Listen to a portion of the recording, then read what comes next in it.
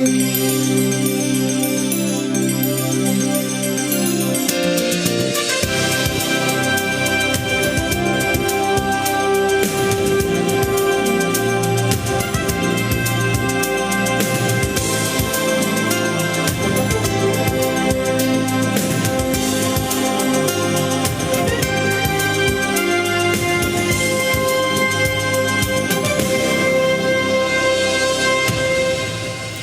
afternoon. Welcome again to the Hydrogen Fuel Cells and Batteries Group Exhibit 2016.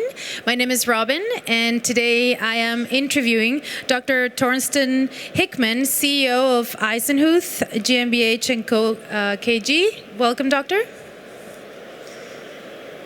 And thank you very much for joining us today. Yeah. Hello. Hello. Hi, thank you. Perfect. So please have a seat and enjoy. Maybe have a non-alcoholic beverage on the house. And the first question that I want to ask you is if you could tell us about your company, please. Share with us. Okay. In fact, we are located not too far from here in the city of Oosterode, which is close to the Harz Mountains, the area where other people make their holidays. And the company exists since 2007. And we have different business lines. One is mold making business. The other business line is production of plastic and rubber parts. And finally, we make since a couple of years components for battery, fuel cells, and electrochemical applications, especially bipolar plates, graphite-based, and gaskets, and also combined solutions. In fact, your topic today is new issues on components for electrochemical applications. Can you talk to us about that, please? Well, our standard products are used mainly in the fuel cell for regular PEM fuel cells, such as low temperature PEM and high temperature PEM fuel cells. They're graphite based. We have on the one hand the graphite plates, and on the other hand the metal bipolar plates. And in fact, it's not a real competition because the user decides what material to use.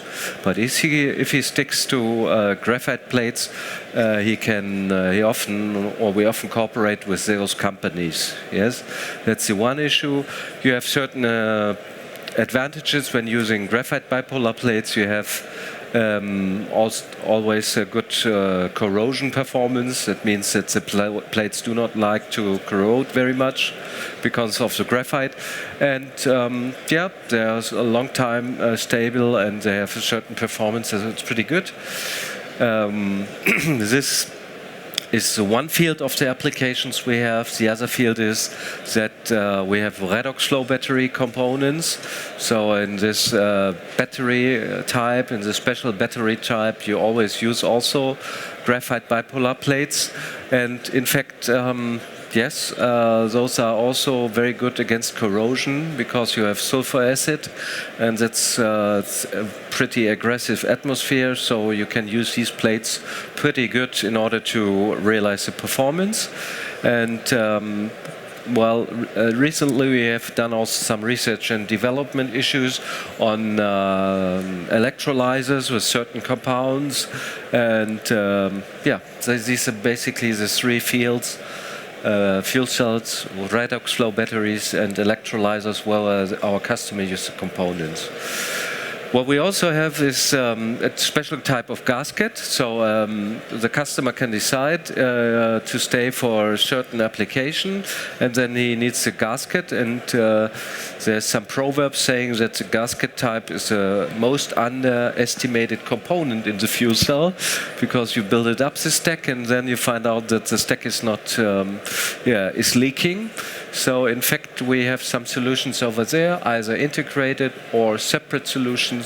Overall, I think we can offer a whole bunch of services and products to our customers, and it's running pretty well, yes. Fantastic. Do you do your molding in-house, or do you hire?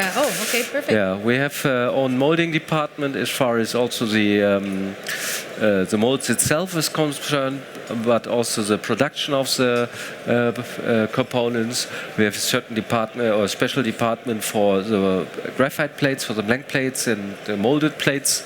on the one hand, and we can also do injection molding. But on the other hand, we have also molding department for the gaskets.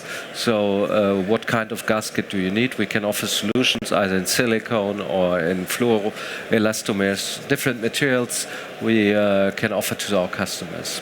So you do both? Do you do injection molding and fabrication mold? We do injection molding for bigger volume. For the gaskets and plastic parts, it's already established technology on the one hand, and if we look at bipolar plates, we have a certain discussion with our customer when to start with blank plates, when to start with molded plates, and when to start with injection molded plates. Okay, so according to whatever the customer needs, you comply with that. What are the main differences between rubber and plastic molding? Well, the plastic molding, or the difference is pretty simple. When you have plastic molding, you have a hot melting plastic mass which you inject into a cold mold. So and then it's cooling up into the mold, and when you do injection molding by rubber, it's the opposite way. So the material is cold when injected to the mold, and then the mold is about at the temperature around at 200 degrees centigrade, and then it is vulcanized, that means baked up after a certain time, and you can demold it. Thank you. I know it's quite elementary, but there might be a couple of people here that may not know that. What are the challenges in making polymer parts for fuel cells? Well, one of I think the most important issue is the question of permeability. That means first that the plates have to be non-porous and non-permeable on the one hand, and the second issue is the performance against acid or aggressive atmosphere. Especially when you look at the high temperature PEM fuel cell, you have on the one hand the phosphor acid, and if you make tests just by using pure phosphor acid, everything is fine. But if you put an electrical current on it, then the things start to change, and it is much more aggressive when using a kind of electrochemical atmosphere with acid ingredient, rather than making a simple ex situ test by putting some materials in some acid atmosphere. So these are the two challenges, I think, not only for graphite plates, but also for metal bipolar plates and so on, and gaskets, of course. Of course. Thank you. What materials are used in the molding of bipolar plates? Yeah, it depends on the technology. We have, starting with redox flow battery, we mostly use polypropylene as a binder, and for PEM fuel cells we use fluorinated polymers like PVDF as a binder, and if we go to a higher temperature, we have also special formulas. It really depends what material you want to have, or what technology you're looking for and what application you're looking for, and we present or we offer to our customers the right solutions for this. Yes. What is next, or what's coming up for Eisenhuth? Well, yes, things have certainly a little bit changed now, because as also my other or the other speaker mentioned so far, we see at the moment a kind of stronger demand for the products, maybe also pushed by additional incentives or additional demands. So we have some customers which start to look into the market with more or less continuous orders.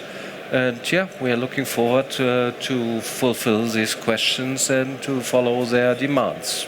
Yes. Well, thank you very much for joining us today. Their booth, Eisenhuth, is in booth number D56/1. That's D56/1. Please go by and visit them and have a look at their. You have a bit of a display there. Yes. Yes, so they'll be there until tomorrow. Thank you very much for joining us, Owen. Thank you. Thank you. Thank you.